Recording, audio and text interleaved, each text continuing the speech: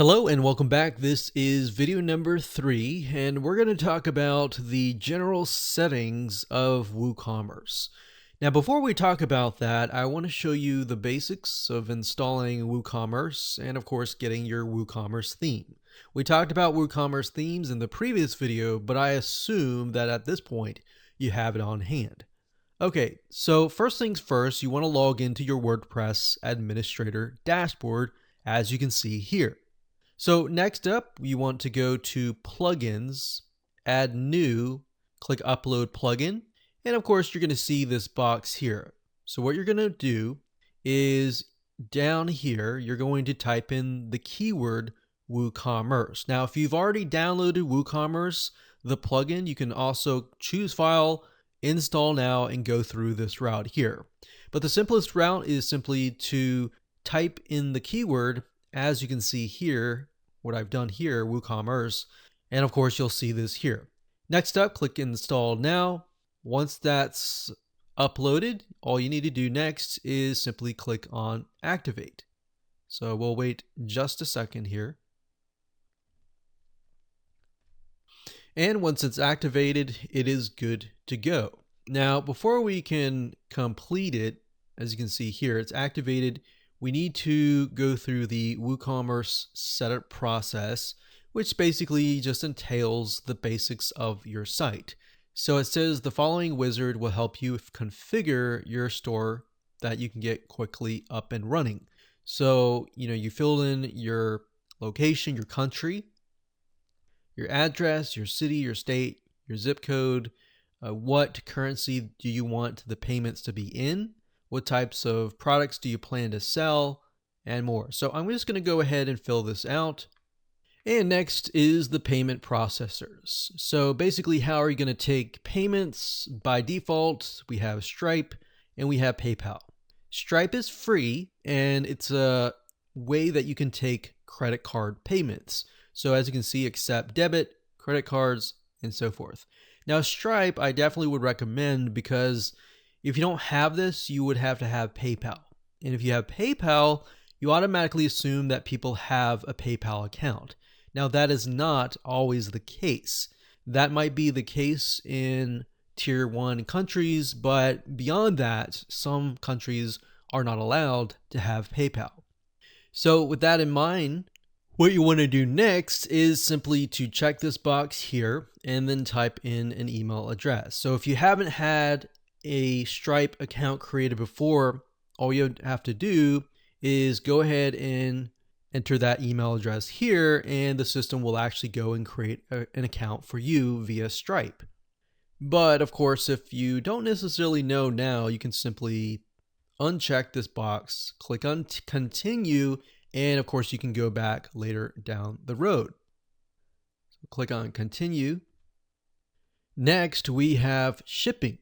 So shipping is mainly required if you have physical products. If you have digital products, you can simply skip this process. But if you have physical products, you're definitely going to need to fill this out.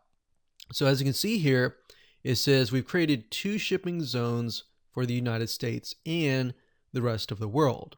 So down here, we can set the flat rate if we want to do that, and the flat rate for other zones.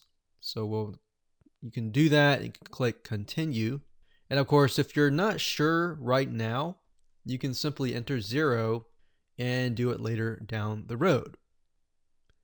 And of course, next after that, we have the recommended, activate, and ready. Okay, so the recommended for all WooCommerce stores simply are different features and options that you can have. They're not necessarily required for you to have. So for example, it says storefront theme. If you want to integrate the initial theme, which is called storefront, you can do that. If you have a different theme, however, you're going to want to uncheck that. Now it says automated taxes. It's got WooCommerce admin, so you can manage your store's reports.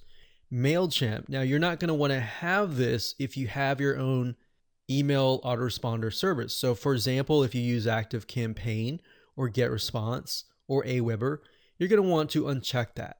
And of course, it says Facebook, enjoy all Facebook products combined into one extension. Pixel tracking, catalog sync, messenger chat, and all the above. So you can check these if you want to, but in my opinion, I would simply uncheck most of them and move forward. Okay, so we're gonna click on continue because I automatically assume that you're gonna have a different WordPress theme. So after we click continue, the next step is to activate, and we're almost done. So it says connect your store to Jetpack. In my opinion, however, don't install Jetpack because it has a lot of things that you don't necessarily need. So we're going to click skip this step. Okay, so it says the next step is to create some products, which we'll talk about in just a minute. I'll show you that later. And everything is ready. So let's go ahead and click on View Dashboard. And let's just go back to the WordPress Administrator dashboard. So to access the WooCommerce plugin, all we need to do is go under here and here. Products are located under a different sidebar option called Products. They're not located under the WooCommerce section. All right. So in this video, we're going to talk more about this section right here. Now, in terms of installation of the theme, I want to show you that right now before we move forward. The WordPress theme is going to be installed under Appearance. So if you have to go to Appearance and then Themes, and then you'll need to find the theme, either by adding new, click Upload Theme, choose File, find the file, click Install Now, and go from there. So that's what you would most likely do if you have a WooCommerce theme that is separate and you've purchased that via maybe Theme Forest, via Creative Market, and more. Okay, so in this case, we've already installed the theme. In fact, it's a free theme called Deli right here. So what I'm going to do is click Activate. And here we go. So the theme has been installed and we're good to go. Now, different WordPress themes for WooCommerce will be different, so it really depends. So I can't really show you the theme that we're using because it's going to look totally different than ours. But the basics are, once you've installed the WooCommerce theme, you can simply go to Customize and, of course, customize the header, the footer, the images, and more. And a lot of times the WordPress WooCommerce theme will come with documentation to walk you through step by step as to how you can customize that particular theme. Now, that out of the way, let's go back to WooCommerce here.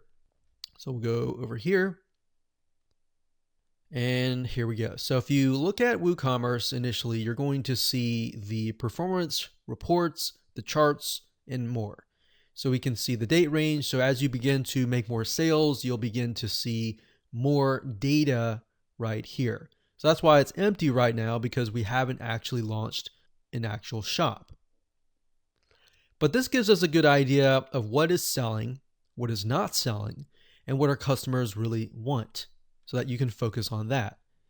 So if you go under orders here, we don't see any orders right now. But when we receive orders, you'll need to just go to WooCommerce orders and you'll see them all here. In terms of coupon codes, if you've created a product and you want to create a coupon code, then you can come here, you can create your first coupon, like so. You can enter a custom coupon code if you want to, or you can simply click on generate coupon code and it'll generate a random coupon code for you. So you could do that, or you could type in something like Black Friday, maybe 50, saying 50% off, something like that. So it's really up to you. You can either do customized or you can do random. Now, if you scroll down, as you can see here, it says general discount type. It's a fixed cart discount, meaning it's a one-time percent discount, maybe 50%, which can vary depending on how much somebody actually buys, and then fixed product discount. So the difference between cart discount and product discount is only focused on a very specific product, whereas a fixed cart discount is focused on everything that is in the cart. Obviously, if you choose that, then what we need to do here is, let's say we're going to do a coupon count of $50.